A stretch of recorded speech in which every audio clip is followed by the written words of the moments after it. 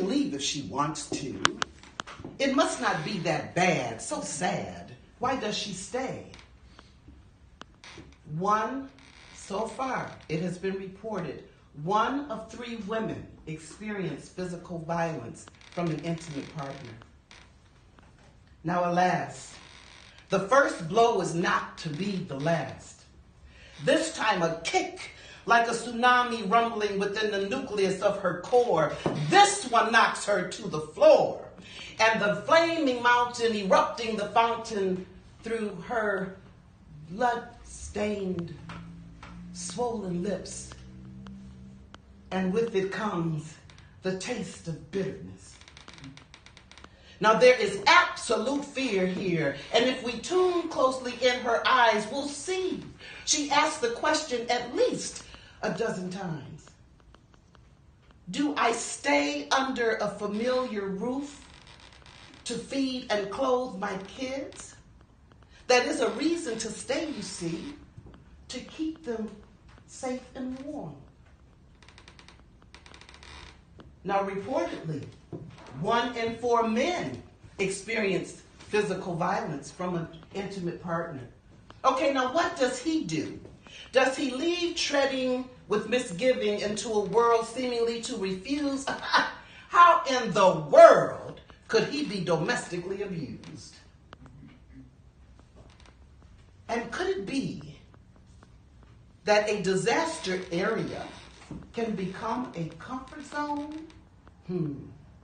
Perhaps fear is just more gripping when stepping out into the unknown.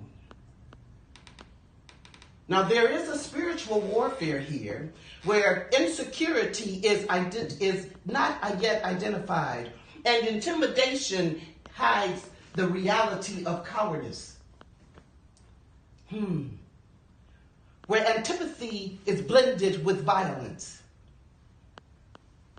And the doubt commingles with the sweat and the musk of masculine violence and powerless, and is taken out on. She is raw.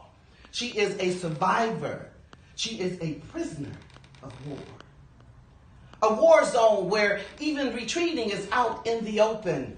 Nowhere to escape within the walls constructed with hostility and brutality.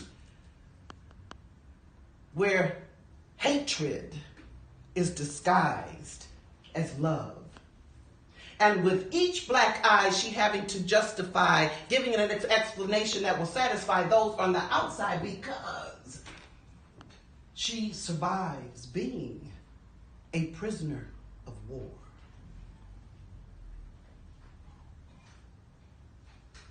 She survives being a prisoner of war. It comes to a point, there's a gun that points to her temple, and inside of her there's a plea that is heard within her temple. And this time, she breathes. Over half of women in domestic violence situations are murdered, and it's done with a gun. Now, the knife draws the liquid of life.